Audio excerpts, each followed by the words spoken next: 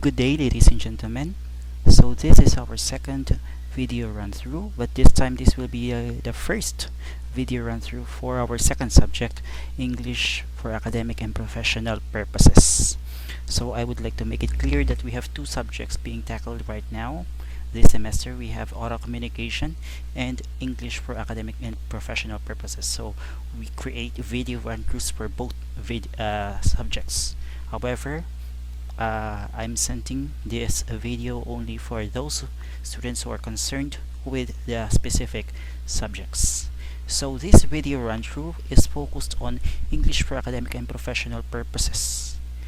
This is for Q1, Week 1 of EAPP for short, and the focus or the topic for this week is language used in academic texts.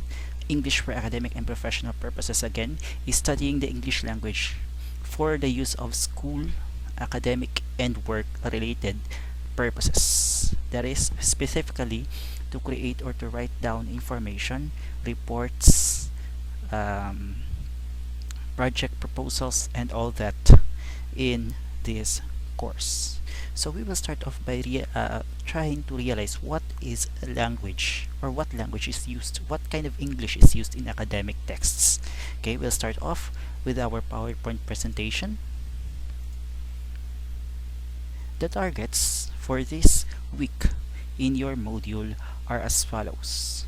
The student should be able to differentiate the language used in academic texts from various disciplines, because of course there is a uniqueness to that kind of language which we use in our academic text vis-a-vis those languages that we use in everyday life. Second, familiarize the aspects and rules of the language used in academic texts from various disciplines, and value the proper use of language in writing academic texts. So these are the objectives which we want to attain at the end of the week. Hopefully we will be able to come up to them, to achieve them by the end of this week. On your module, the next activity after these objectives is try this. It's actually a multiple choice questionnaire, but I did not include it anymore in our PowerPoint presentation nor in this video run through, because it is for you to practice what you already know, your prior knowledge of your the English as an academic language.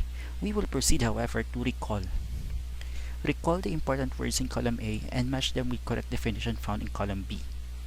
You had probably come across these words when you were in earlier subjects in English. When you were in junior high school, you might have come across these words in your several research or English subjects. So now we try to look at them again, and then we give answers by finding the match of the definition of the words found in column A.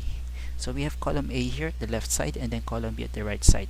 Column A, we have the words that we need to identify, and then we have the descriptions or the definitions found in column B. So the words in column A are all related to academic writing.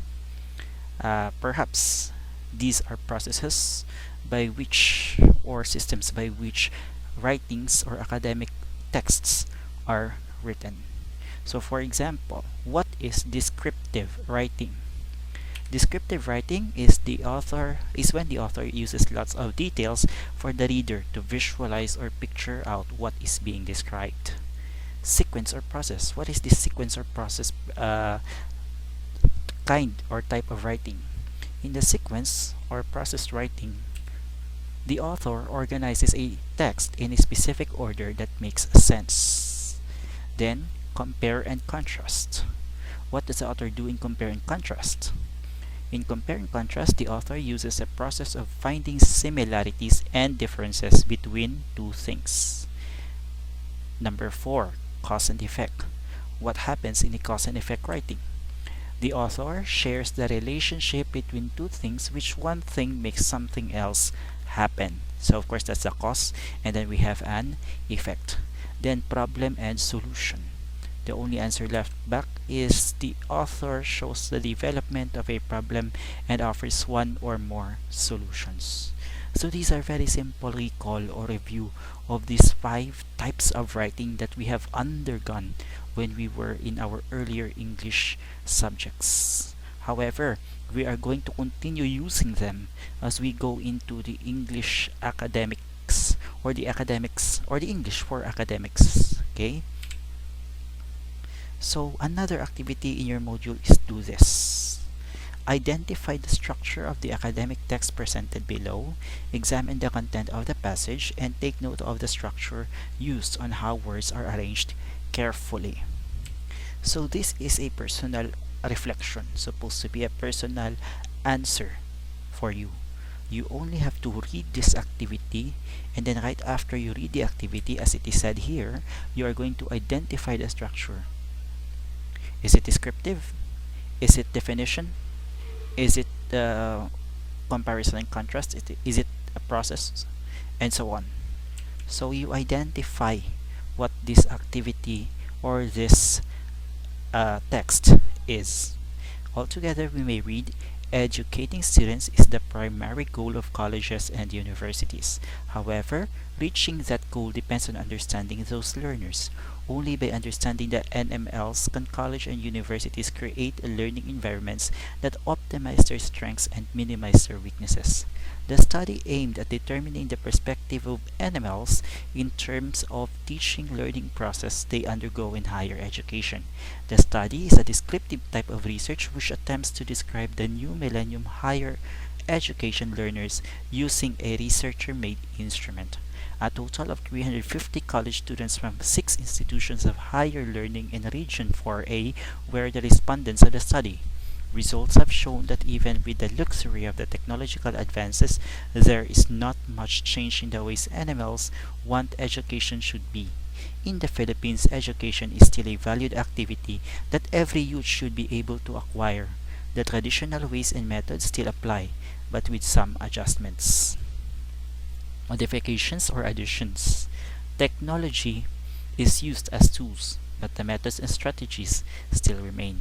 The teacher is still a requirement in the classroom for the students to follow. So if you notice, this text is actually a summary, an abstract of an academic paper. It is about a study because of course it is the eye view, the bird's eye view, the overview of a particular study about NMLs. Okay? Now, what type or what structure of text is used in this article? Try to look it out.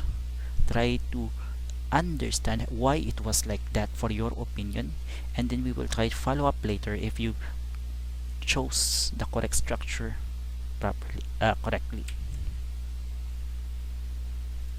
Next part of your module is explore, where you are given questions which will guide us through the lecture or through the discussion and the content of the module. How do you find the activity? What are your strategies in determining its structure? How did you formulate your answer? Why is it important to follow standard rules in writing academic texts? How can this activity develop your understanding and differentiating language used in academic text? So it's trying to follow up what you did in Do This. But these questions will also guide us. What are the skills that we would like to know, that we would like to develop, that we would like to achieve as we go on with the module? Next part of the module is the discussion proper or the lesson proper. Here we are introduced into the academic language. What is an academic language? Academic language is the language needed by students to do the work in schools. It includes discipline-specific vocabulary, grammar and punctuation, and applications of rhetorical conventions and devices that are typical for a content area. For example, essays, lab reports, discussions of a controversial issue.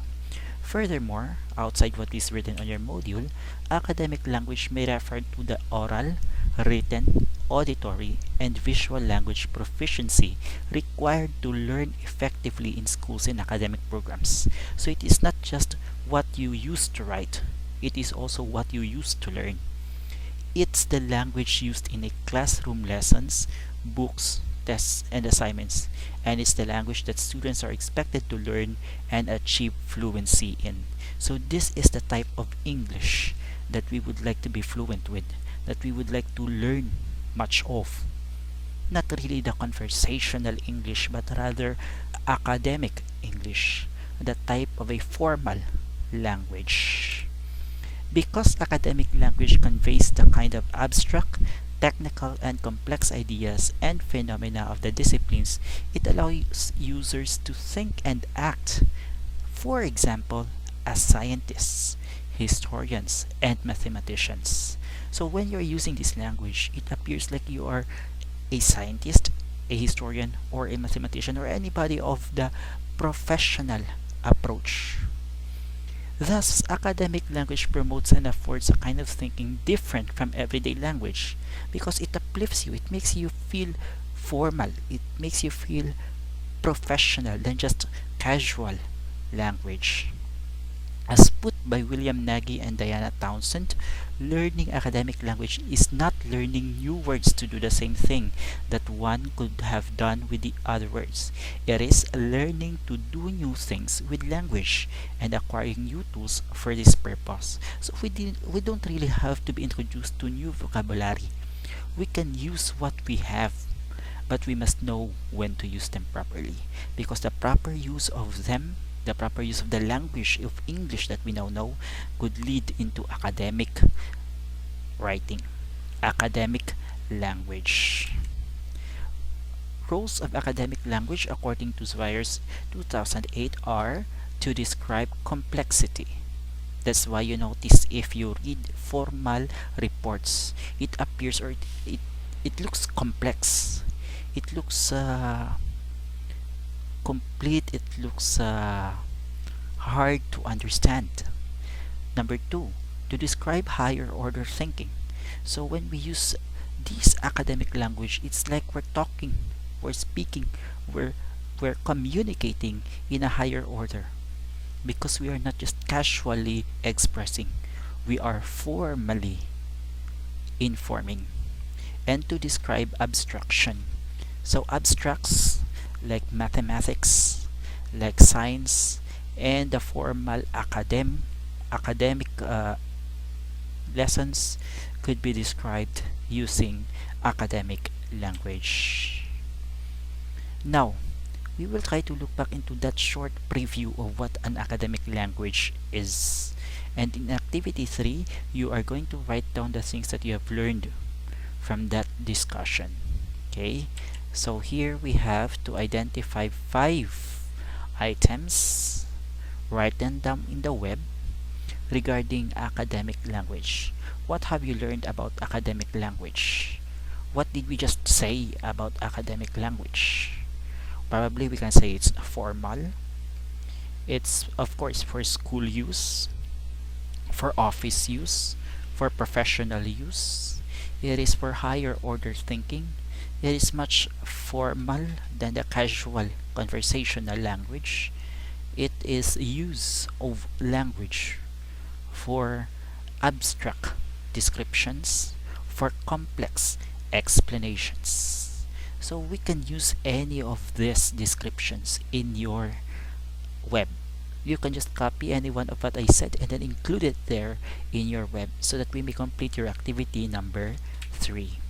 Then further on, we are introduced into the 5 aspects of academic language.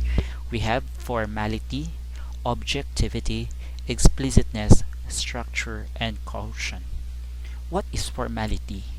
Formality reflects dignified stance in writing as a member of the academic community. From the word form, formality means you have to follow what has been, or you have to follow the rules strictly. You have to follow what has been arranged for you because there's already a form. It's not free will. It's not free writing that I just want to express what I want to say. No, there is a form. That's why it's called formal because we have to follow strictly the form, the rules of how it is done. In order to achieve formality, we must use expanded modal forms.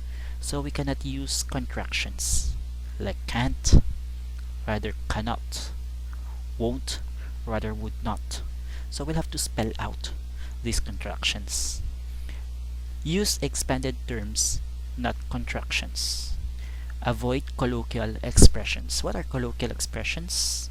Colloquial expressions are those words that we use in everyday life, those phrases that we use in everyday or in conversational language. So we will try to avoid this colloquialism. We were going to avoid these shortened words, especially now because we are so used to the shortness of words. Even in text messages, we have cut some spellings. In formality, we have to spell out the word as it is, complete the word as they are, so that it makes the text look formal, look proper, look prim. Okay? Next, objectivity. Impersonal and certain level of social distance is maintained. So it's not opinion based. It is more like a third person view or point of view. Because you have to be objective, you have to be based on facts, not opinion. Avoid using personal pronouns like I, me. That's why I said it has to be in a third person point of view. Avoid rhetorical questions, like questions which are not answerable, questions that will remain open for various interpretations. And avoid emotive language. This is not drama, this is not poetry, this is formal writing. This is not creative writing for fiction. This is formal academic writing for expression or information of facts and actual objectives. Next, explicitness. Use a signpost to allow readers to trace the relationship in the parts of a study. So in here, you were trying to lead the readers. You were trying to let the readers realize that we are already in this part of the text. A signpost is a verbal statement or visual cue used by the speaker or the writer to guide or engage the audience while bringing them through the various stages of a speech or an article, or a written article, that is. For example, now let's move on to point number 3. So you're leading your audience. You're telling your audience that we're done with this, we are going next to this one. Those are considered as signposts. These are words that direct your readers which part of the article or the speech you are in already. Next, we have structure. Under structure, we have what we call nominalization and passivization. Nominalization are the use of nouns more than nouns more than adjectives. Okay? Nouns that are created from adjectives or verbs.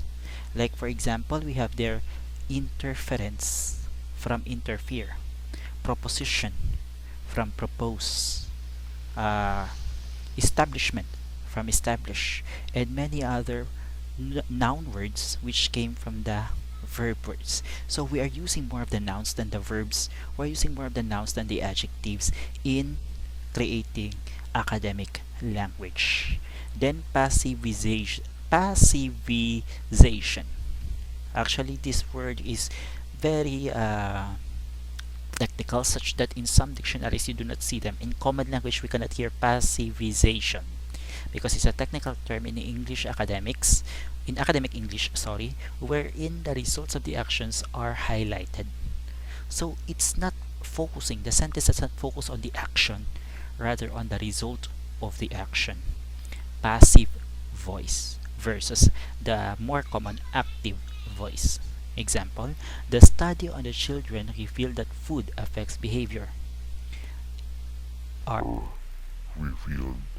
So the result is highlighted more than who did the action or what caused the action. It is focused on the result, the end result, rather than on the process. That is how you create the passive voice. Then we have lastly caution. By keeping your writing free from hasty generalizations, meaning you have to be clear, as it was in number 2, objectivity. You have to be clear with what you want to say. It has to be straight to the point because you do not want to be an object of criticism for the people who are reading your article. Again, this is academic writing. So it has to be true, it has to be correct, and it has to be based on facts. Okay? So you have to be very careful with your writing. Now we proceed to your activity number 4. All you have to do now on your note, on your answer sheet, is to summarize the aspects which we have just discussed. Okay? There are 5: objectivity, formality, explicitness, structure, and quotient. What does each of these 5 mean? You may write down your own words, but you have to try to make it as formal as possible. Avoid copying from the actual examples or definitions. Next, further on, academic English has to look into these factors. First, tentative statement. It is important that you should not be too sure about your words in academic writing or in academic language. As we have said earlier, we have to be cautious. We have to be very careful because maybe there are some who know better than us. So in order to avoid these criticisms of being perfect, of being right exactly what you have said, we follow tentative statements. The rule of tentative statements wherein you use as if you are saying maybe, appears to be, suggests that, as if you are not very sure. You are open to further discussions. So it shouldn't be fixed. It has to be somewhat tentative. Okay? It is important to be cautious in your claims unless they are proven or established beyond doubt or debate. Unless, of course, otherwise they are proven. So try to use tentative statements such as tends to, appears to, suggests that, would seem to, and so that your audience will try to see that maybe this is what he means. If your fact, or maybe, sorry, if your statement is not yet proven or tested. Next, full forms of words. As we have said earlier, we cannot use contractions. We will try to avoid contractions to make it more formal. Next, nominalize phrasing. So more of the nouns. Just as we have said earlier, less of the verbs, less of the actions, more of the results of the actions, more of the nouns in your statements. Passive voice. We don't want to focus on who is doing the action, but on who is receiving or experiencing the action, the end result of the process. Then we have third person pronouns. In order to avoid opinion-based delivery, we have to say the author, the researchers, not I, not we, because it has not, it shouldn't come from us. It should be a narrative of an objective article or experience. Then avoid cliches, meaning overly used words, redundant words, and colloquialisms. Cliches are terms, phrases, or even ideas that may have been striking and thought-provoking but became already unoriginal. Like on your module, you have there once upon a time, therefore I conclude, something like that. Those words which had already been overused. Try to avoid them as much as possible. Redundancy is when you actually repeat not just words, but sometimes ideas again and again. Like the most common hello, good morning. When you already greeted with hello, and then you still greeted another good morning. And then another common redundancy that we use in everyday writing is we are hoping for your kind consideration. What kind of consideration is not kind? All considerations are kind, so you do not have to say kind consideration. Okay? Then colloquial words refers to a style of writing that is conversational. We have this earlier already. Writers discard the colloquial write like you talk style and embrace a more professional analytical tone. So we must do so in doing academic language. We have to think as if we are doing this for formal purposes, for office, for work purposes. You notice if we are primarily because we are not native speakers, we see that English seem to be formal for us already. Seem to be the work language, the school language. But if we are native English speakers, we would realize that native English speaking or conversational everyday English is different from formal English. Actually, in our own context here in the Philippines, particularly here in Western Visayas, if you notice, there is already the mother tongue subject and language used in early elementary grades. That mother tongue we use there is actually our own version of academic language. That is why we do not call the lamisa lamisa lamisa, because lamisa is our common everyday language for this, and it's a Hispanized version. The Hiligaynon version, if you would ask those who are now in earlier elementary years, is Latok, because that is the formal Hiligaynon version of lamesa. Same as with the pertahan or the gawang and all that. So you notice we even in Hiligaynon have our own version of academic writing at academic language, sorry, a type of language, a type of Hiligaynon which is used only for formalities, yung laman pa ng Bible. No, if nagbabasa ka ng Bible na naka-Hiligaynon o nagbabasa ka ng Bible na naka-Tagalog, yung nakasulat dun, ibang uri ng pagkakasulat ng Hiligaynon, ibang uri ng pagkakasulat ng Tagalog. Because the language that is used there is formal language. One time I heard of the news wherein language or a conversational language was used for the Bible, but it was criticized by many because it doesn't make the book formal. It doesn't give meaning and value and weight to the book. That is the value of academic writing, of academic language. When we use academic language, we appear, we sound, we are seen, we are heard as if we are in a higher level, not just in everyday level. Okay, so you see, academic language lifts up your words, your speech, your writing into not just everyday life, but into a formal, higher thinking or higher order thinking of language. That is a value. That is one very important value of academic writing. Now we will proceed to the activities at the end of your module. We have apply what you have learned. Using the table, fill in 2 sample sentences for each language used in academic texts from various disciplines. So here are the table. Okay, first, tentative statements. Write 2 sentences with tentative statements. Write 2 sentences using full forms of words, Write 2 sentences using nominalized phrasing, passive voice, third-person pronouns, and without cliches, redundant words, or colloquialism.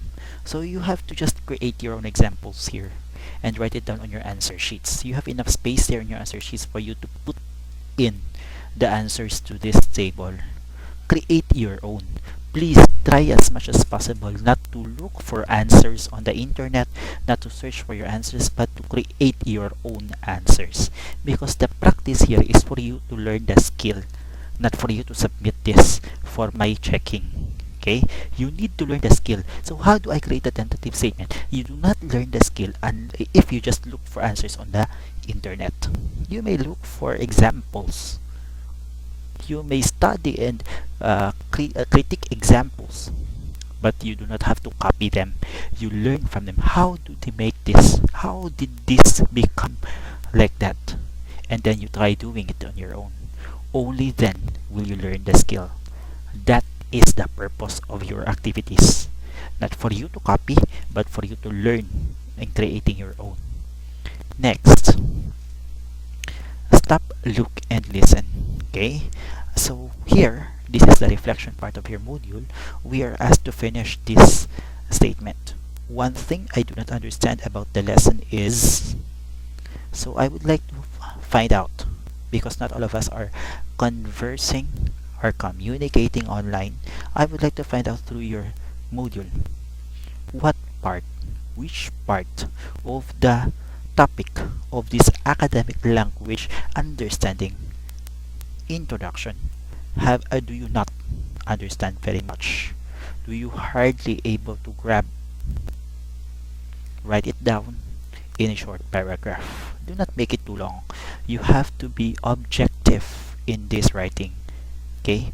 You have to be straight to the point. You don't have to fill in your words with flowers and bushes. You have to be specific, direct to the point, and as much as possible, try also to write down on or using academic language. If you have nothing that you do not understand, then you just write it down. I do not understand about the lesson is none, or maybe you can arrange it in another way so that you can submit this part and use it as a practice for your academic writing. Okay, so now we end the module, this run through for your module number 1 in week 1, quarter 1 of English academic and professional purposes. We leave you with this quotation from Aldous Huxley in The Brave New World. Words can be like X-rays. If you use them properly, they'll go through anything you read and you're pierced. Truly, language is a strong weapon. That is why we have this quotation that the pen is sharper than the sword. Why? Because the words can pierce not just the skin, but the person within. That is why you have to be very careful with how you use your words and your language. You have to be very cautious with your writing and your speaking.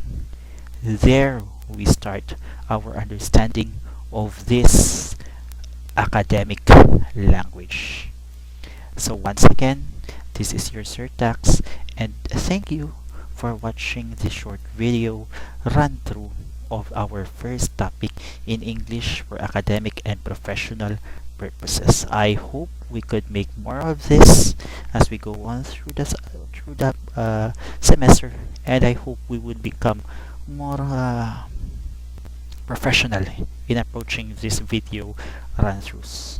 Okay, for now I hope you could consider, because I am trying out the first few times for these presentations. Once again, thank you very much, and God bless you all.